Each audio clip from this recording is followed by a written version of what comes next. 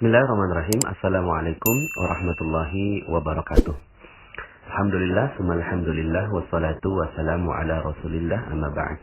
Alhamdulillah Bapak Ibu, bagaimana kabarnya semua hari ini? Semoga selalu berada dalam limpahan keberkahan dan karunia dari Allah Subhanahu wa taala.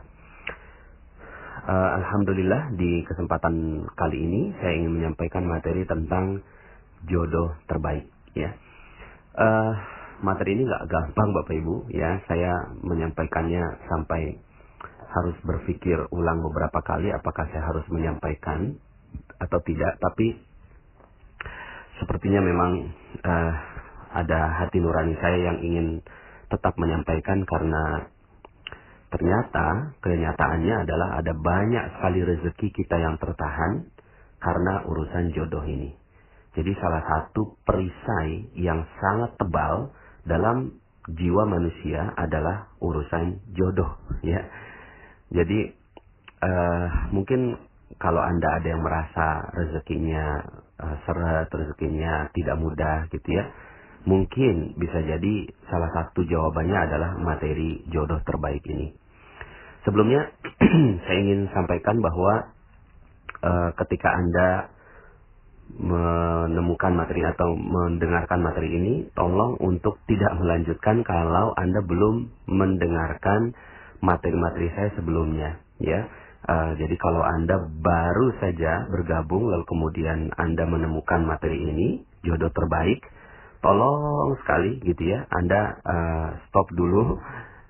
Ini saya betul-betul minta tolong Anda ikuti dulu materi-materi yang sebelumnya, yaitu materi Law of Projection, landasan magnet rezeki, konsep dasar magnet rezeki, kemudian jeruk nipis, Paradox of Candy, cicak dan jerapah, ya, kemudian jendela buram, ya, dan satu paket dengan materi jodoh terbaik ini adalah sakinah selamanya.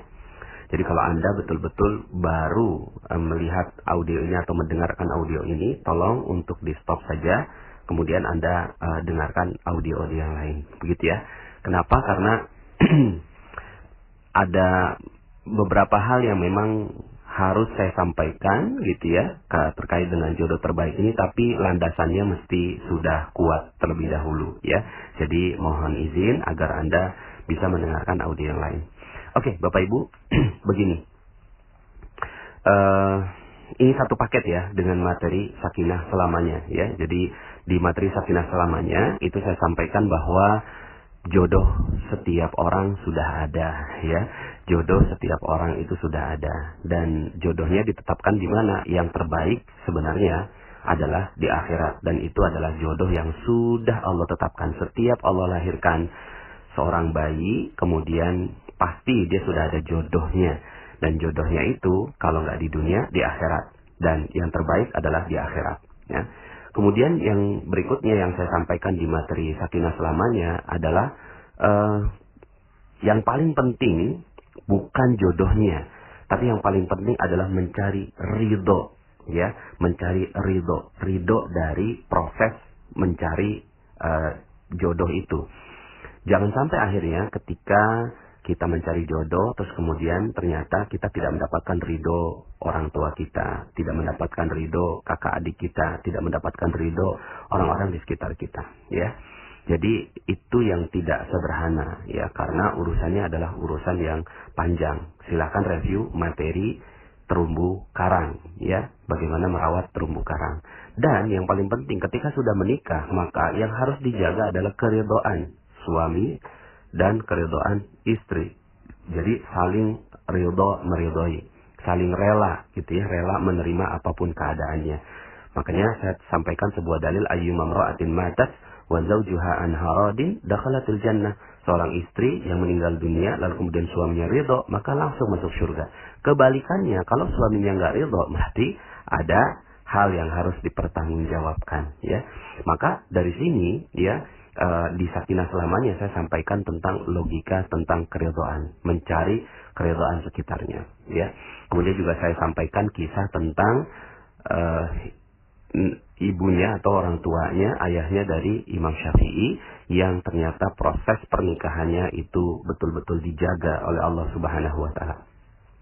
Nah, dalam materi ini saya ingin menambahkan dosis dari sakinah selamanya agar kita semua bisa memahami betul tentang urusan jodoh ini, ya. Karena ya ada yang bilang begini, Pak Nas, kok materi yang sakinah selamanya kok gitu sih? Jadinya orang tuh nggak semangat menikah gitu ya. Bukannya nggak semangat menikah, Bapak Ibu. Kondisinya begini, saya ini punya 5 anak perempuan gitu ya. Jadi saya tahu betul bagaimana rasanya seorang wanita yang tidak mendapatkan jodoh. Saya punya anak 5 perempuan. Anak pertama saya udah umur 14 tahun saat ini. 14 tahun. Dan ya tinggal beberapa tahun lagi saya harus menghadapi masa-masa dia untuk mendapatkan atau menerima atau mendapatkan pinangan. Kalau seandainya ada yang meminang. Maka nasihat apa yang terbaik yang bisa saya berikan kepada anak saya gitu. Ya, karena anak saya perempuan, maka ya nasihatnya seperti yang saya sampaikan di sakinah selamanya. Udah tenang aja, cool. Gitu ya, nggak usah terlalu gerasa gerusu. Fokus aja sama diri sendiri. Karena ketika kita fokus pada diri sendiri dan fokus kepada Allah Subhanahu wa Ta'ala, karena jodoh kita sudah ditetapkan oleh Allah Subhanahu wa Ta'ala. Jadi ya, tenang aja gitu ya. Nah, ini yang saya akan sampaikan gitu ya. Dan kurang lebihnya bisa jadi ini adalah nasihat untuk diri saya sendiri ketika saya harus menghadapi anak-anak saya yang perempuan ini. Ya, ada 5 perempuan, Bapak Ibu. Nah, sebelumnya saya ingin sampaikan begini. Urusan cinta, urusan jodoh gitu, ini selain harta, itu urusan cinta telah menyita seluruh waktu manusia. Ya. Jadi selain harta, urusan cinta itu telah menyita seluruh waktu manusia. Lagu-lagu yang tercipta, film-film yang diproduksi, itu sebagian besarnya karena urusan cinta dan nafsu yang membakar, Bapak Ibu. Jadi hampir-hampir kita nggak bisa menemukan film Hollywood yang tidak ada bumbu itu, gitu kan?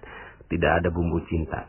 Ya, hampir-hampir semua film Bollywood yang ada di India gitu kan, itu semuanya gitu ya, itu berkisar tentang tema tentang itu ya, dan akhirnya merambah kepada lagu-lagu dan seterusnya. Nah, tapi ternyata Bapak Ibu, ini urusannya nggak sederhana. Urusan jodoh ini urusan nggak sederhana. Kalau seandainya Anda merasakan bahwa rezeki Anda seret gitu ya, rezeki Anda kok nggak datang begitu ya. Ada beberapa yang japri ke saya, Pak Nas, saya nggak zolimi orang, saya kok baik-baik aja, saya kepada orang tua juga saya merawat terumbu karang, kepada orang-orang juga saya menjaga dengan baik gitu. Tapi kenapa kok rezeki saya tetap seret, Pak Nas gitu ya? Ya, saya kan memang nggak tahu apa-apa ya, makanya saya minta mereka untuk yang seperti ini langsung aja coba ke Garbu Tala gitu ya, untuk bertanya langsung kepada Allah. Tapi mungkin bisa jadi salah satu sebab rezeki kita seret karena urusan ini, Bapak Ibu. Karena urusan jodoh gitu. Karena urusan cinta. Kenapa? Begini. Bagaimana kalau seandainya ada seorang suami yang istrinya duduk dengan lelaki lain? Dan ternyata lelaki lain itu pernah punya hubungan waktu SMA, gitu ya. Maka bagaimana perasaan sang suami? Perasaan sang suami pasti dibakar api cemburu, betul ya Bapak Ibu ya? Pasti itu adalah reaksi orang normal pada umumnya. Semuanya seperti itu, punya rasa cemburu. Dan rasa cemburu ini luar biasa, gitu ya. Itu bisa ditampakkan dengan wajah macam-macam. Dengan kemarahan, dengan nendang apapun, dengan menghancurkan sesuatu gitu ya. Terus kemudian ya intinya api cemburu ini luar biasa, dahsyat gitu ya. Bisa jadi wanita itu kalau sang suami itu melampiaskan kemarahannya bisa ditampar, bisa dilakukan KDRT dan seterusnya Bapak Ibu ya. Nah, cuma pernahkah kita renungkan bagaimana kalau seandainya gitu ya Allah yang cemburu ya. Jadi kalau manusia saja cemburunya sudah demikian, bagaimana dengan cemburunya Allah Subhanahu wa Ta'ala gitu ya. Bagaimana jika Allah cemburu? Dan ternyata permasalahan Allah cemburu ini itu ada banyak sekali dalilnya. Ada banyak sekali hadis yang menyebutkan tentang kecemburuan Allah Subhanahu wa Ta'ala. Kapan cemburunya Allah? Ya cemburunya Allah urusan-urusan cinta ini, gitu ya. Yuk kita renungkan beberapa dalil, gitu ya, yang berkaitan dengan ini. Dalam hadis riwayat Bukhari dan Muslim, sesungguhnya Allah pun cemburu. Dan orang yang beriman itu juga cemburu, gitu.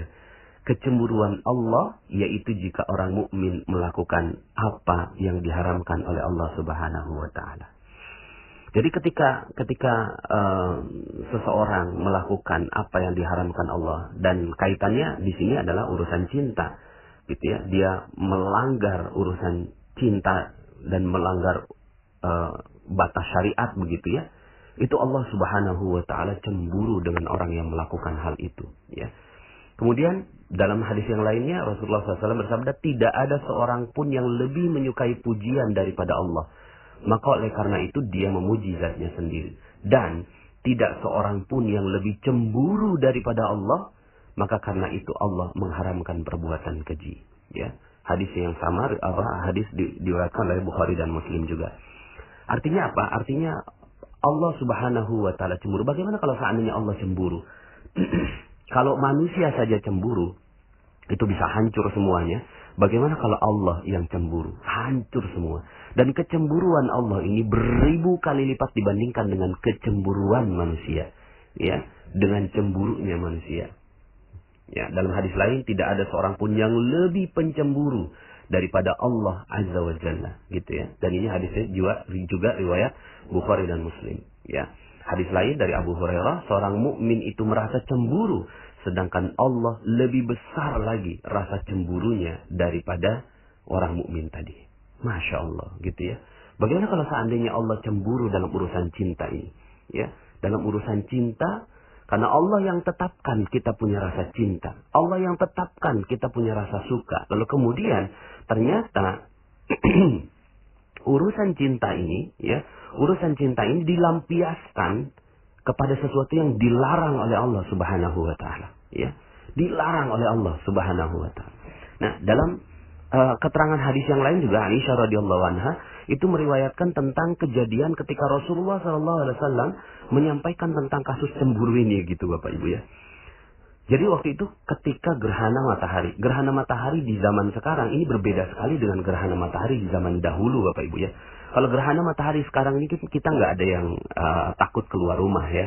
Kita udah tahu bahwa itu adalah fenomena alam gitu ya. Tapi di zaman Rasulullah SAW, gerhana matahari itu sangat-sangat menakutkan. Ya, gerhana matahari itu sesuatu yang sangat-sangat mengerikan gitu ya. Bagaimana tidak, siang hari dimakan gitu ya. Kira-kira begitu, dimakan oleh satu zat lah begitu ya dalam pikiran mereka. Sehingga akhirnya setiap ada kejadian gerhana matahari, semua tuh pada takut gitu kan, pada masuk ke dalam rumah, nggak berani keluar rumah, sampai akhirnya itu gerhana mataharinya selesai. Nah, Bapak Ibu yang dirahmati Allah, pada saat yang sangat mengerikan itu Rasulullah berkhutbahnya tentang cemburu. Jadi sampai-sampai Rasulullah mengingatkan gitu ya, hey, jangan-jangan ini yang terjadi gitu ya. Jangan-jangan ini yang terjadi ini karena kasus cemburunya Allah. Kita lihat ya.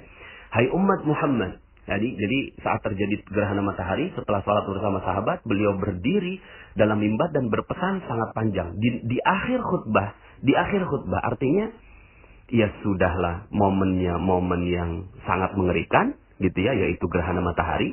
Lalu kemudian juga disampaikannya di akhir khutbah, seakan-akan penekanan begitu ya.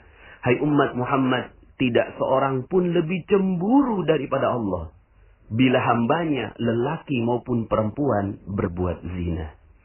Masya Allah. Dijelaskan oleh Rasulullah SAW, ya bila hambanya, lelaki maupun perempuan, berbuat zina. Masya Allah. Ya. Artinya apa? Artinya, zina di sini ya bertahap juga ya. Kita artikannya, ulama mengartikan zina di sini ada yang zina mata, zina telinga, zina hati, zina mulut gitu kan, zina lisan, sampai akhirnya zina badan, kemudian zina faras gitu ya, sampai sebegitunya gitu ya. Maka nanti kita akan bahas tentang urusan zina ini gitu ya. Nah cuma yuk sama-sama kita lihat perilaku orang-orang yang mencari jodoh sekarang ini gitu ya. seorang ibu punya anak umur 30 tahunan. Terus kemudian nanyain ke anaknya, pacar kamu mana nak? Gitu. Kok gelisah banget gitu loh urusan pacar ini. Kok gelisah banget gitu loh. Sampai bertanya-tanya. Sampai malu kalau seandainya anaknya nggak punya pacar. Oh Allah, ini pacaran adalah sesuatu yang tidak diperbolehkan dalam Islam. Tapi kemudian menjadi biasa di hari ini. Gitu ya. Menjadi biasa di hari ini. Pacaran. Apa yang salah Pak Nas? Gitu ya. Ya gimana, ini rasa cinta Allah yang sematkan dan Allah minta rasa cinta ini dijaga baik-baik. Tapi kemudian diumbar dengan begitu luar biasanya di zaman ini. Maka Allah Maha Pencemburu, ya. Sampai-sampai Rasulullah ingatkan, tidak seorang pun lebih cemburu daripada Allah bila hambanya lelaki maupun perempuan berbuat zina. Masya Allah, bisa jadi ya, bisa jadi. Yuk sama-sama kita, sama-sama introspeksi. Saya pun introspeksi pada diri saya sendiri. Jangan-jangan nih rezeki kita seret, jangan-jangan rezeki kita tertahan, jangan-jangan rezeki kita hilang, hancur, proyek nggak datang-datang karena urusan zina ini, karena urusan mencari jodoh tapi keluar dari batas syariat Allah Subhanahu Wa Taala, gitu ya. Jadi, masya Allah, nggak sederhana nih urusan jodoh ini, gitu ya. Urusan jodoh, urusan cinta nggak sederhana. Maka bagi sahabat semua yang masih belum punya calon gitu ya, sudahlah ya, tenang aja ya. Yang sering terjadi adalah ya, laki-laki akhirnya untuk mencari jodoh yang dia lakukan adalah dengan mencoba gitu ya, mencoba ini perempuan ini bagaimana, ini perempuan ini bagaimana, perempuan ini bagaimana. Kalaupun tidak terlalu jauh mencobanya, mencoba tangannya, mencoba bagaimana memeluknya dan seterusnya. Nauzubillah, di dalam pacaran begitu ya. Allah Maha Pencemburu ketika seorang lelaki berdekatan dengan seorang wanita yang bukan mahramnya, lalu kemudian mereka mencoba-coba melanggar syariat cinta ini gitu ya, maka Allah Subhanahu Wa Taala bisa jadi menghancurkan. Kalau kita saja melihat ada seorang wanita ya, yang tadi saya sampaikan, seorang suami melihat istrinya berdekatan dengan laki lain, maka bisa hancur itu semua urusannya gitu ya. Maka bagaimana Allah ya, bagaimana Allah Subhanahu Wa Taala ya. Karena menikah ini bukan gitu ya, bukan untuk apa, menyalurkan syahwat semata, tapi sebenarnya untuk menahan pandangan begitu ya. Maka dari ini ya, ini proses pacaran dulu ya gitu ya. Proses pacaran ini yang katanya itu untuk berproses mencari jodoh gitu, malah berbalik menjadi kehancuran rezeki kita. Karena Allah Maha Cemburu terhadap orang yang pacaran, Bapak Ibu ya. Terus kemudian juga terhadap wanita ya. Terhadap wanita yang dilakukan ya, untuk mencari jodoh yang dilakukan adalah menjual dirinya. Mohon maaf sekali lagi. Tapi ini rasanya saya harus sampaikan gitu ya. Jadi kalau seandainya Anda bertanya, Pak Nas, kenapa kok rezeki saya seret ya? Kenapa kok saya udah berbuat baik segala macam? Yuk tanyain. Anda bagaimana dalam urusan menjaga diri Anda? Bisa jadi ketika kita mengumbar penampilan kita di media sosial, kemudian kita berdandan di luar, ya, kemudian kita terlalu mengumbar seluruhnya lah begitu ya, di luar begitu. Maka Allah Subhanahu Wa Taala bisa jadi maha cemburu. Lalu kemudian karena kita ingin masuk surga, ya, dan kemudian Allah dahulukan saja dulu siksanya di dunia, maka bisa jadi rezeki Anda seret karena Anda tidak menutup aurat. Rezeki Anda seret karena Anda mengumbar hawa nafsu Anda. Anda terlalu gelisah dengan urusan jodoh, ya, mengumbar semuanya di media sosial, di pasang status dan seterusnya.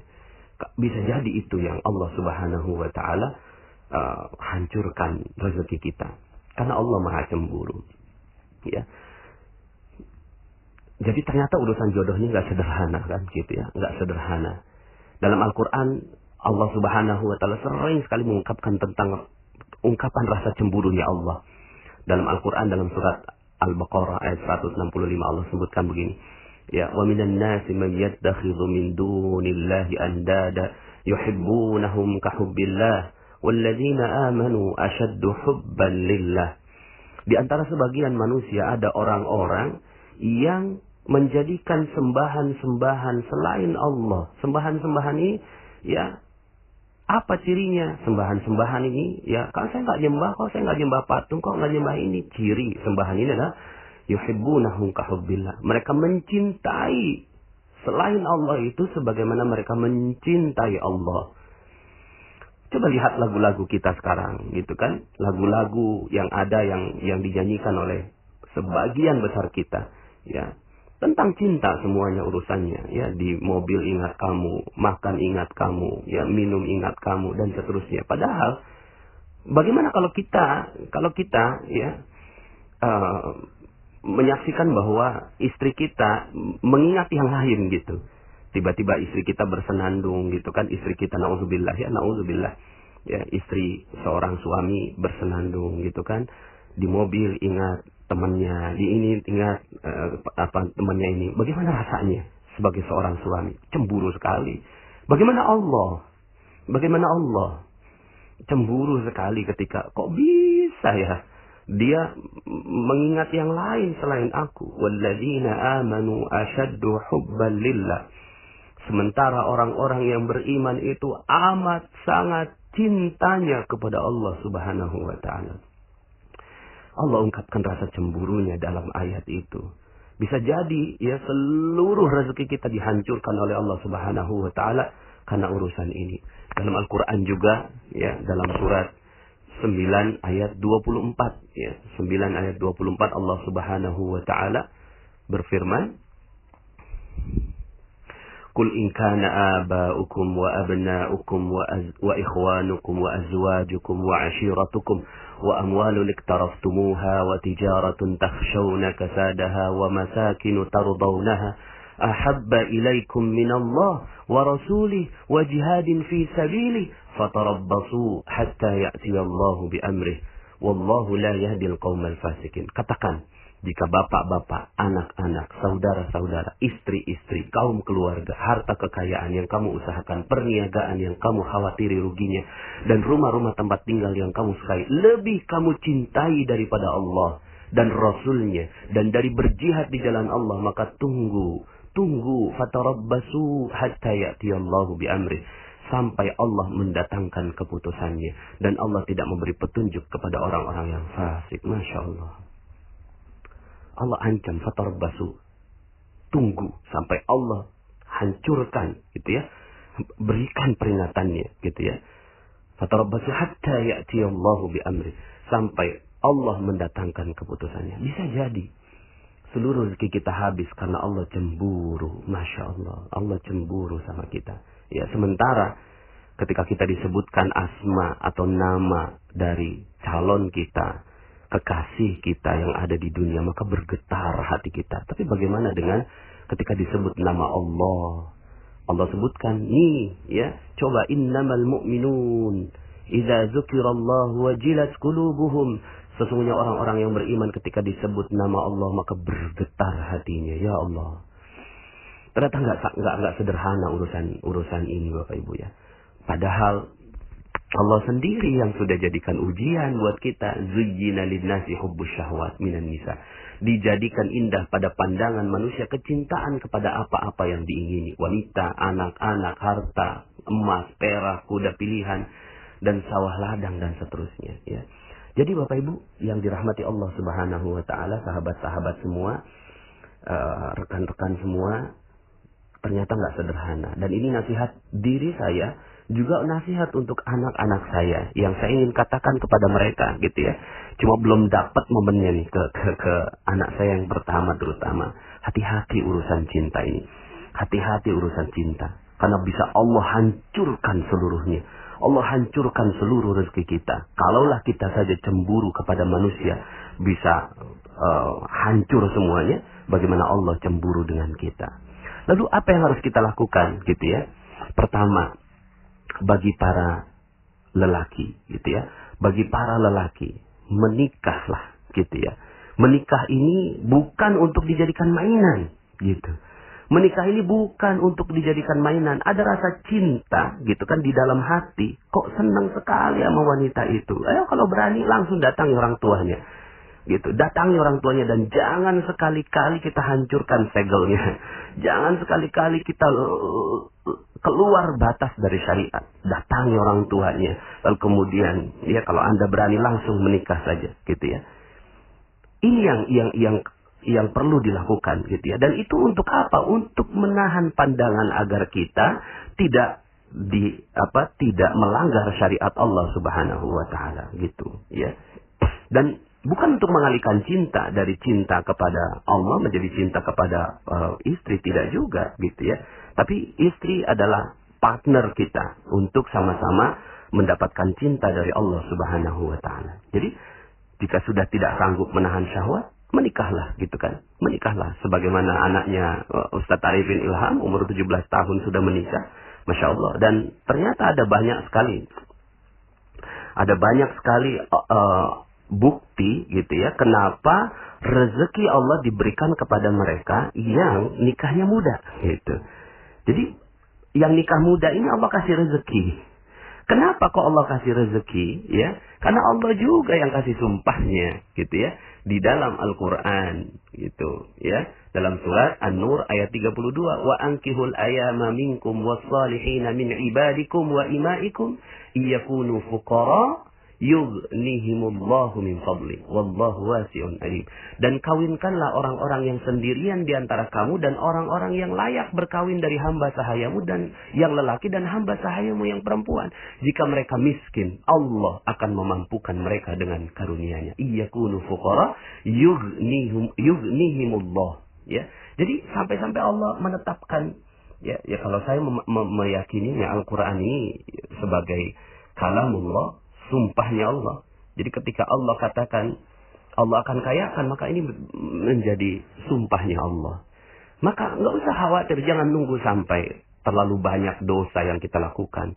Kalau udah mulai ada syahwat, ada udah mulai punya kemampuan untuk itu, segera saja. Dan ternyata di sini urusan menikahkan ini bukan urusan si orang yang mau menikah, tapi urusan keluarganya yang bertanggung jawab agar tidak ada dosa di antara mereka. Begitu ya. Jadi kalau seandainya ada gitu ya keinginan untuk itu, minta tolong sama orang tua, minta tolong sama keluarga untuk segera dinikahkan. Dan keluarga itu tidak boleh sedikit pun menghalanginya gitu ya dengan menanyakan udah mau kasih makan apa anak orang. Bukan. Ya, ini urusan menjaga agar matanya tidak melihat yang diharamkan, agar farajnya terjaga, agar telinganya tidak mendengarkan yang syahwat dan seterusnya. Ini untuk laki-laki. Jadi, ya, untuk lelaki ya segera menikah kalau seandainya memang sudah ada keinginan dan kecenderungan ke sana.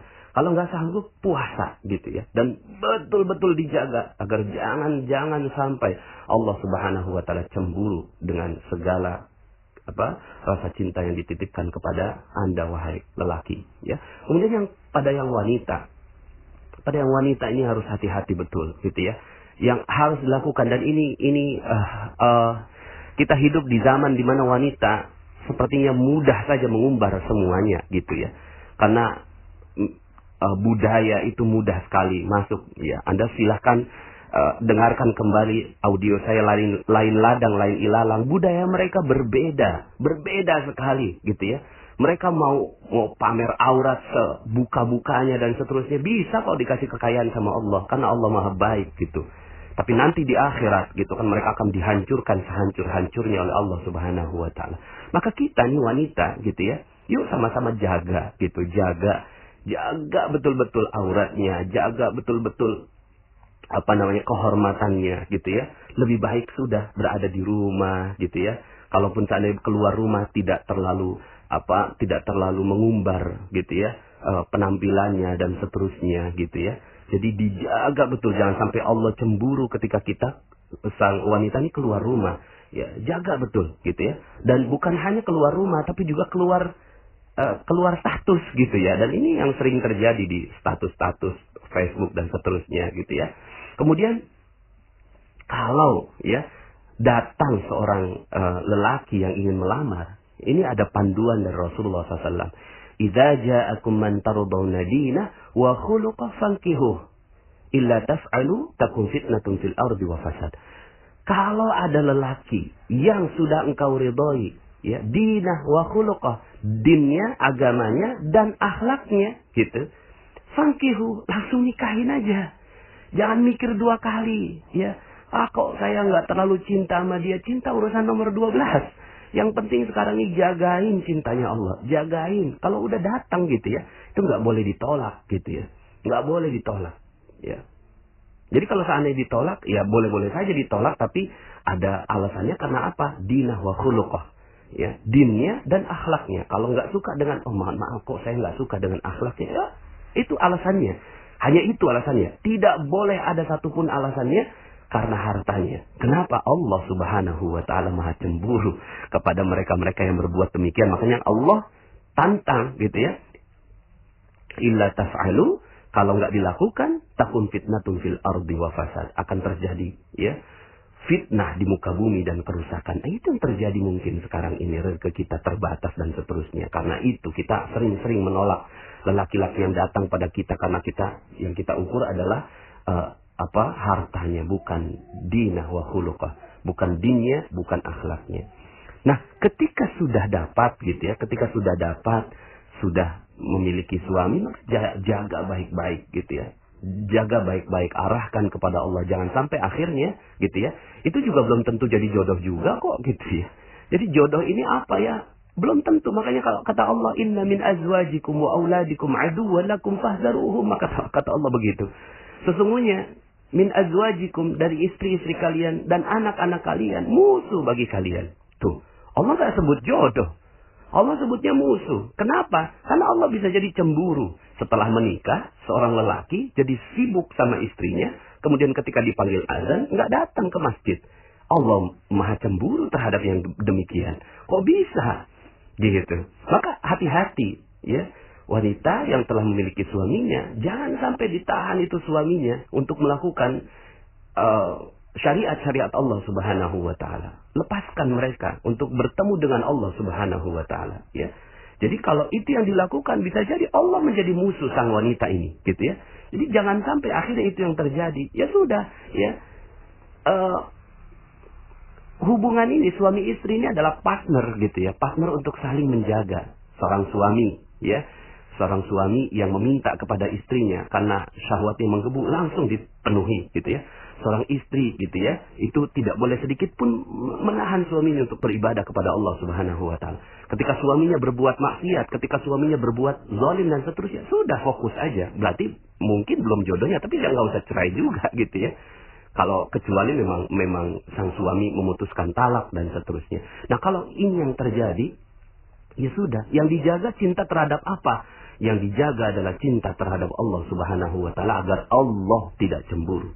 Itu yang mesti dijaga dengan baik-baik gitu ya.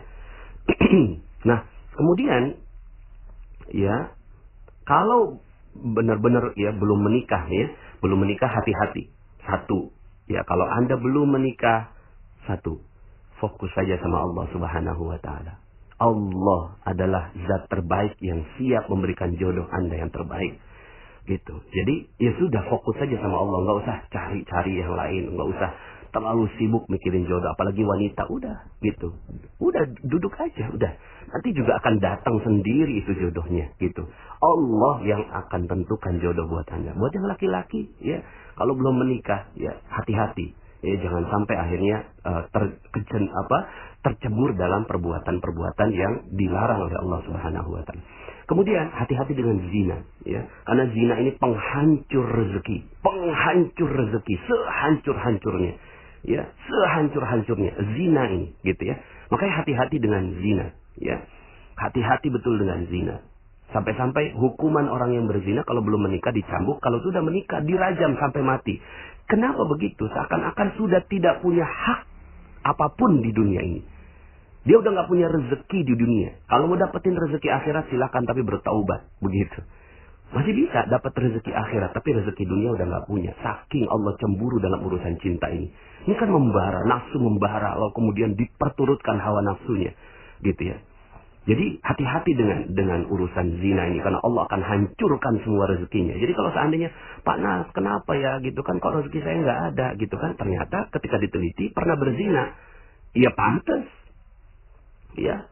Kalaupun masih bisa hidup, itu atas kemurahan hatinya Allah Subhanahu wa taala, kemurahan hati dari Allah Subhanahu wa taala, sehingga akhirnya membuat ya ada seorang pezina itu bisa hidup gitu. Tapi apakah Allah Maha menerima taubat? Iya.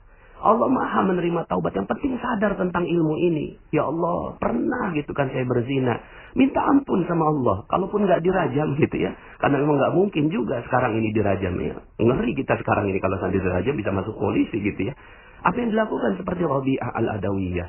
Rabi'ah al-Adawiyah gitu ya. Kemudian ketika pernah melakukan kesalahan gitu ya. Atas urusan cinta ini. Kemudian seterusnya sepanjang hidupnya yang dilakukan adalah beribadah kepada Allah Subhanahu wa taala. Karena dia ngerasa udah nggak punya hak rezeki di dunia. Udah nggak punya hak rezeki di dunia.